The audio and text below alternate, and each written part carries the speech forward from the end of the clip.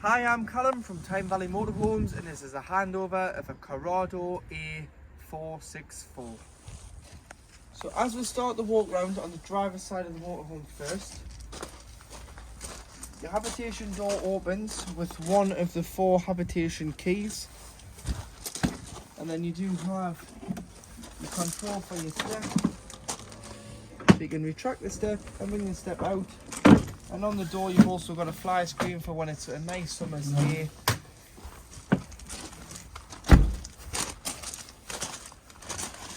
To hook the vehicle up, if you've just arrived on your campsite or you're at home and you're wanting to keep an eye on the batteries and charge them up for your next trip away, to get your hooker blade, you'd lift the collar so it will look like that, because there's normally a flap on, but this one hasn't got one on. This is our hooker blade.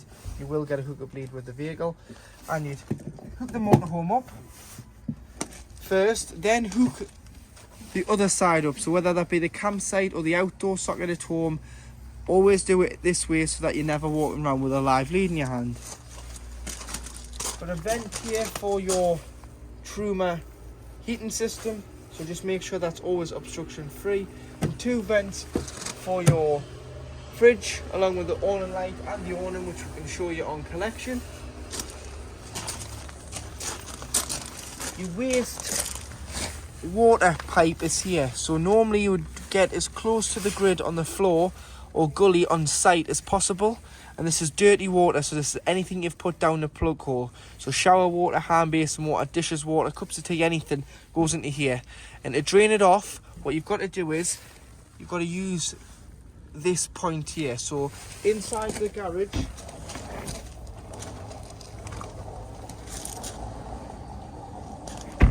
there is a little spanner which is your wastewater handle. That goes onto here, and you turn it, and as you can see, the water is draining out the vehicle. Drain it off on the site. Once it's stopped, you can either shut it or you can leave it open ajar, which I always do. But when I drive home, it rocks any loose water out the motorhome and avoids the water from freezing. In the winter, you want to make sure that all water is drained out at this point to avoid it freezing, so it causes no damage to the wastewater tank.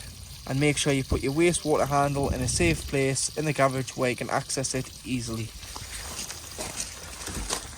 In the back here you do have your garage. So your garage has your spare wheel, your toolkit, your carpets, some storage. The last owner of the vehicle has added a Propex electric water heater. So the heater that's on the vehicle at the moment, the Truma, is gas only. So that uses gas to heat the motorhome and gas to heat the water. When on site, you can use this one, which is your electric water heater. So you turn it on, you select the temperature, just leave it on high, and it will heat up. And as you can see there, it's on 74 degrees, and it holds 20 litres here. So you've got an electric water heater, so you don't need to waste your gas. However, if you were on a wild camping, you'd have to use the gas to heat the vehicle and heat the water, because you don't have electric. This is solely 240 volt, it's 2 kilowatts, so it's around 1850 watts of mains power this draws. You've got 2 shut-offs for the vehicle, which you don't really need to close, but one thing you do need to do in the winter, I'll explain this on the other boiler as well, but you've got to drain the water off because you don't want to allow it to freeze and crack the cylinder head in this boiler, as well as your gas boiler, which I'll show you further on in the video. But you would open the valve there, leave it open, and that'll allow the water to escape here and drain out directly underneath the van. Spare wheels in here as well, and you've got tethering points, so if you want to tie anything down, you can move these along, put bungee cords or ratchet straps to tie anything down. Rafter bar and awning winding handles there as well. On the back, you've got your high level brake light, your rear view reversing camera, tow bar socket with 7-pin electrics if you plan on towing. You do have a tow bar on the vehicle.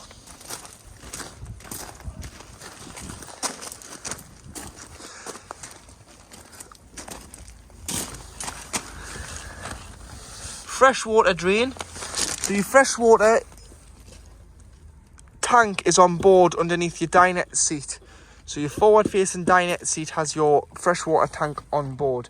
So you can access the tank should you ever need to, but to drain it off in the winter, or if you've taken on a source of contaminated water, you just open the valve here. Open the tap and allow all the water out in the winter to avoid it freezing. But also, if you're not using it for a couple of weeks, take the water out because the water does become stagnant. Now you've got your cassette. So using one of the habitation keys, push and to get the cassette out, lift the yellow clip, bring the cassette toilet out the vehicle. You can carry it to the waste disposal point, which is normally beside your toilet block, and then empty, remove the yellow cap, put that to a side, press the yellow button and tip the contents of the cassette out, like so. Just water where we've tested the cassette. Once you've tipped the contents out, there's normally a tap, you put some water in and you give it a rinse to your cassette, ditch that before going in with a cap full of chemical. So that's about 120 millilitres of either green or blue into here. You can do it by eye, you don't have to measure it. Just put some chemical in and push it back into the motorhome. You can now use your toilet. This is your water intake, so carry a hose pipe with some hose pipe fittings, as it's mainly just a brass tap on site. And again, one of the 4 keys is your freshwater key, because it is lockable. Pop your flat end of your hose in there and fill it until it either overflows or until you go on board. Look at the control panel, which I'll show you inside, and see how much water you've got in your tank. Letting it overflow will do no harm to the vehicle, it will just mean that you've got a full tank of fresh water. LPG, so liquid petroleum gas, this is your gas locker, and in here we've got our test bottle on board. And the motorhome does run off propane. So you get your propane bottle, you connect your pigtail, which is this pipe here. So it runs from the regulator to the bottle, so this is known as your pigtail, and it's left to tighten, right to loosen with gas, so opposite threads to normal. Turn the cylinder on at the top, always make sure the cylinder's turned off before you do start travelling, so it's safer for you and other road users.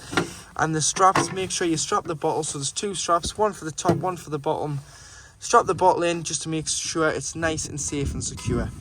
You've also got in here an outdoor TV connection. So this is a F-type connection. Get that and a length of coax and you can connect here. And then if you're on a super site, you can use their aerial to use your TV. Or you may want to carry a freestanding aerial in your garage.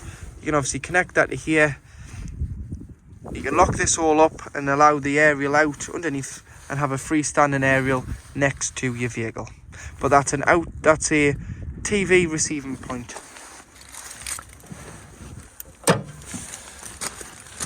Beside the passenger door is where you fill the vehicle with diesel, and it opens with the main Ford key. Weight plate can be found on the bottom of the cab door passenger side. So you've got your gross vehicle weight of 3,950 and you've got your gross vehicle train weight of 5.5 tonne. This has been upplated by a company called SV Tech. The main chassis second stage conversion plate is there, so it can be downgraded to 3.5 tonne should you ever need to. It just means that with a 3,950 you have to have C1 on your licence to drive the vehicle. A 3.5 tonne, anyone can drive it, but it is just a paper exercise. Key goes in the front of the bonnet here, turns to the left to pop it, turns to the right to release it, and then you can pull the bonnet up.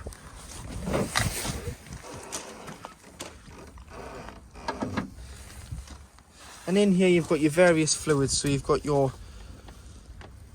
power steering fluid, your brake fluid, your oil filler, here and your dipstick there, your screen wash and your coolant. And then to give or receive a jump start from the vehicle, positive there, and you'd earth off anywhere you can earth off. So any engine hoist you'd earth. So normally here you put your black clip on there to get a good earth off the vehicle. So to operate your control panel, to turn on your 12 volts, you've got an on-off switch here. So it'll illuminate green when the 12 volts on, and that's from the charge in your leisure battery. Should you be hooked up to mains electric, you'll get this little orange light here, which means you're receiving mains 240 volt. And then you've got a switch here which you can either view the car battery level or the leisure battery. So the top one's a leisure battery, and as you can see there, it's fully charged. Take the hookup out to get a true reading of the leisure battery.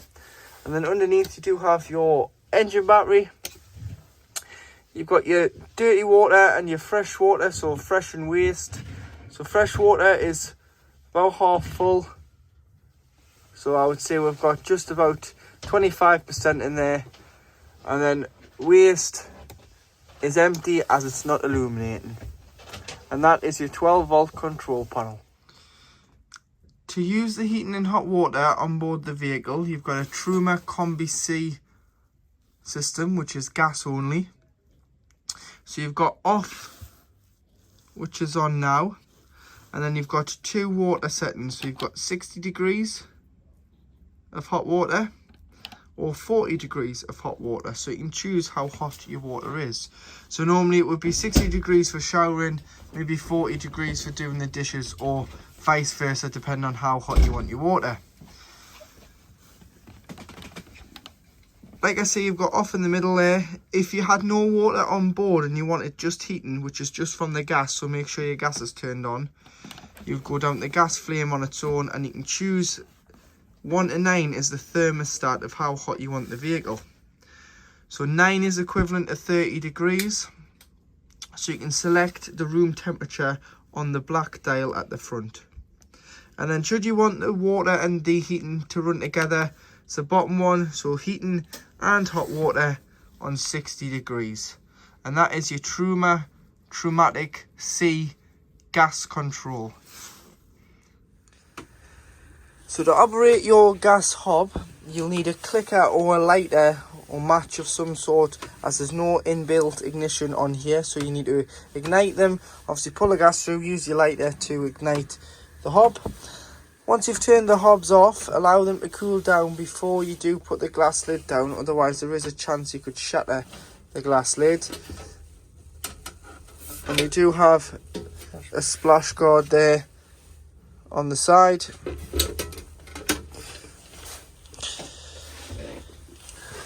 Pressing the catches in on the cupboards, you can open them up, and you do have access to your storage above in the cupboards. And obviously that light on the side there operates your own light on the outside of the vehicle, and you can get into here to change the bulb should you ever need to change the bulb on your own light. As soon as you open the taps, as long as you've got water on board, you'll get a water flow, as there's a micro switch in, so there's no need to turn the pump on. As long as your 12 volt system's turned on above the door, the pump is automatically triggered via the tap with a micro switch built in.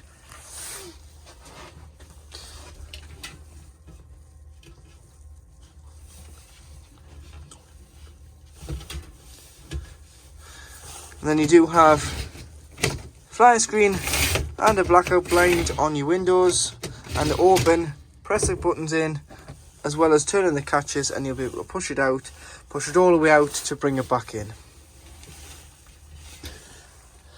Your two lights underneath the counter are individually switched, so they are both, you can have one on or both on together when you're in the kitchen. So to operate your SMEV oven, again using the clicker to the back of the oven, and you'll see there that it's lit on gas. But you may just want to take your shelves out when travelling to stop them from rattling. and making a noise when on the road. Two 40-volt sockets. This will only work when you're hooked up. Should you be wild camping, you'll only have 12 volts, so your sockets won't work. And you do have 4 gas isolation valves there. So any problems with gas, turn the bottle off to be safe, but you can isolate each individual appliance, should you wish, by turning it like so. That's shut off and that's on. These are mainly for when the vehicle is annually serviced, and you do have a 12 volt point there. It is a continental 12 volt point, so you can get an adapter for that to change it to the UK type, but that is the continental 12 volt adapter. Underneath you've got some storage in here.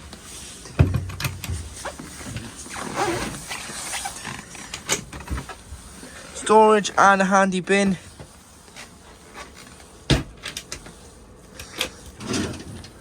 Cutlery tray, obviously there are your sink plugs as well. And you've got some storage down the side in the kitchen. So there's a lot of storage space in your kitchen area.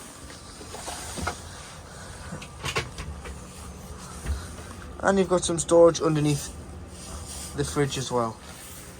So to operate your Dometic fridge, you've got your locker catch on the front. So when you want to lock it into place, shut it, and that means the door won't open when you travel, which is your travel catch. And you can unlock it just so that nothing falls out when you're traveling. But to use the fridge, you've got 3 sources. So you've got your source selector here. So you've got mains 230 volt, which is the picture of the plug. So that'll work if you're on a site, on the top one there, or you are at home pre-chilling the fridge. That's mains 230 volts. It'll act as a household fridge. Should you have pre-chilled it or been to one site and now you're ready to move to the next, and you've got your fridge full of shopping, to keep it cool and edible, you can turn it to the battery setting, which is a picture of the battery. And that is a feed off when the engine is started. It'll send a 12 volt feed to the fridge and keep it at the same temperature. So it'll not work if it's not been on. It's just like a giant cool box, so it'll keep it nice and fresh until you arrive on your site.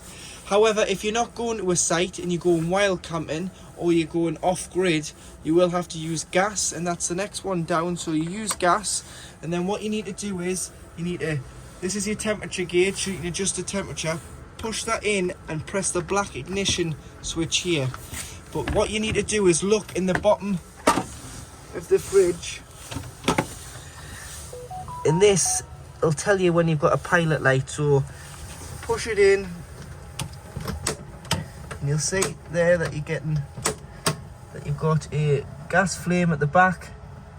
Let go, and that is it lit on gas, which you use if you're wild camping or you are off grid.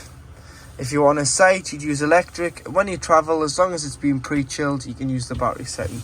One thing with a fridge I will say is, when you're not using it, just lock this into place. It stops the door from shutting on itself and allows air to circulate in and out the fridge. It'll stop mold from forming in there, and if you've parked the van up over Christmas time for a couple of months, it means you'll not have a funny smell in your motorhome, as it allows air circulation in and out of the fridge. Underneath your dinette seat behind the cab, in this black box here, this is a location of your leisure battery, and you have your fuses for the leisure battery, the main 40 amp breaker just here in the circuit beside the battery box. Your main 12 volt fuses can be found underneath the passenger seat in what's known as your electric block unit. So you do have all your fuses there. So what I would do is carry some spare fuses with you, just in case a fuse does blow. You can replenish the fuse. You can get these standard blade fuses from most car factors or online. So your double dinette does make up into a bed as well, and what you need to do is lift the table and it'll slide off, and then you can position it on the bottom bar here. But first you need to half the leg, so there's a button on the leg and you can half it. Slide it on the bottom rail into the space like so,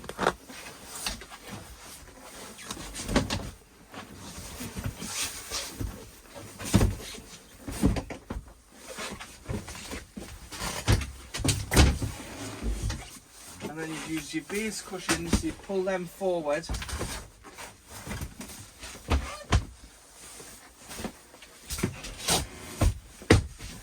And there you have your double bed. To operate your Thetford toilet, what you need to do is press the blue button here, which gives you a fresh water flush from your main freshwater tank. Put a small amount of flush in the toilet first, and then before you think about using the toilet, you want to open the blade. So on the ball of the toilet there's a grey lever, which is this one here. Slide that to the right. It opens a hatch. You can use the toilet. After you've used the toilet, give it a good flush. And then bring this grey lever, which is known as the blade, back to the left. And it means when the cassette is full, and it indicates here, you can pull the cassette straight out the side of the motorhome and take it, empty it, rinse it and replenish it with chemical. You put your blue in your cassette, but if you've bought the blue and the pink, obviously this is a freshwater flush system, and it doesn't take the pink. But what you can do is you can dilute it into an empty spray bottle, spray the bowl, and it'll do the same job. It just doesn't mean that you've got a separate header tank like some motorhomes and caravans that take the pink. You just keep a separate bottle of the pink diluted in the toilet. It'll give a fragrant smell in the bowl and it'll clean the inside of the toilet. The light switch can be found underneath the toiletry cabinet.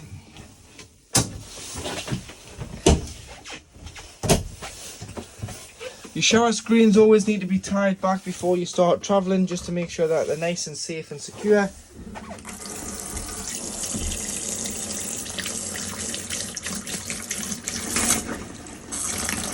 This is just showing your water system working, and your water is getting up the temperature there, it's not getting warm.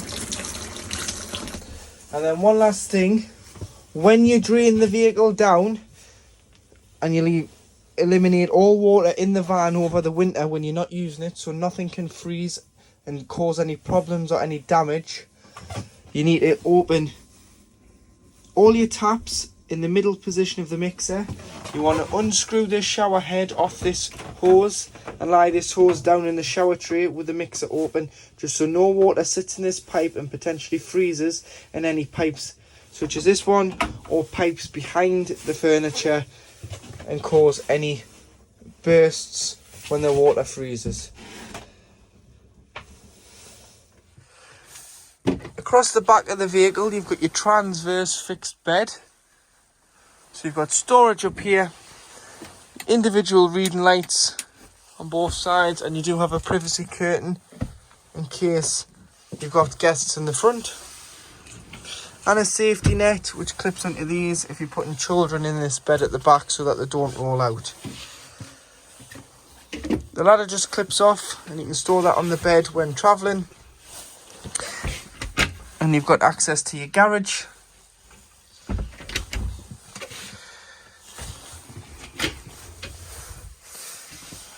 You've got your wardrobe here and your main trips on electric. So if you've tripped the vehicle out, try here in the bottom of your wardrobe, or try it before you try your main sight.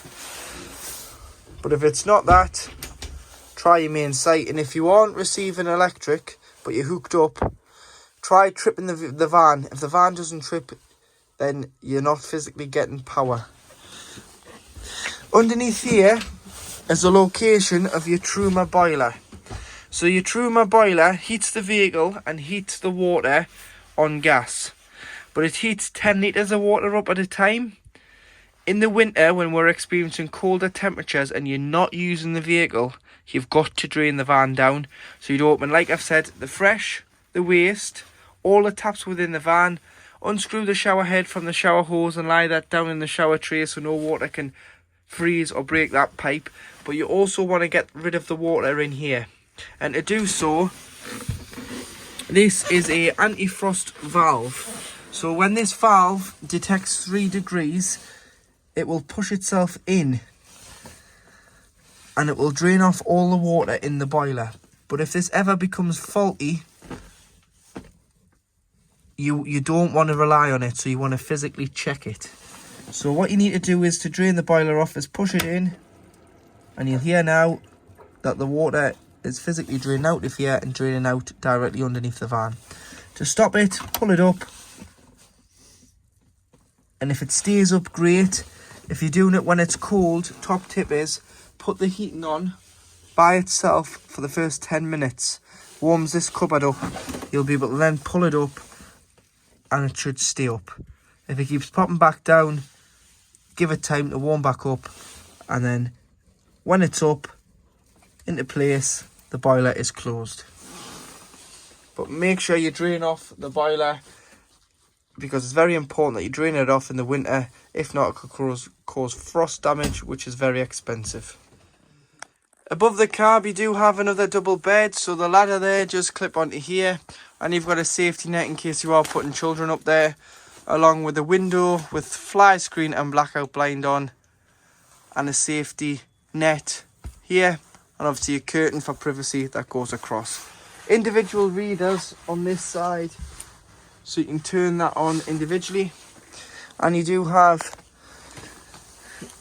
someone's put an extension in here, so you need to plug this plug in to the socket there.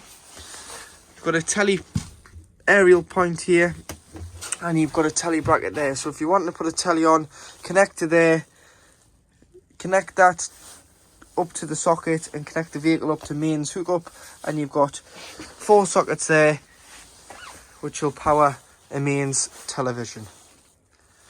To black the cab out, you've got a curtain there that just press studs on around the top here to black the cab out, and you'll notice you've got your reversing camera there, so I'll show you that later on in the video working, and that works when going forward and when you select reverse on the vehicle. To lock your habitation door, just push here, and then as soon as you go for the handle, it will open back up.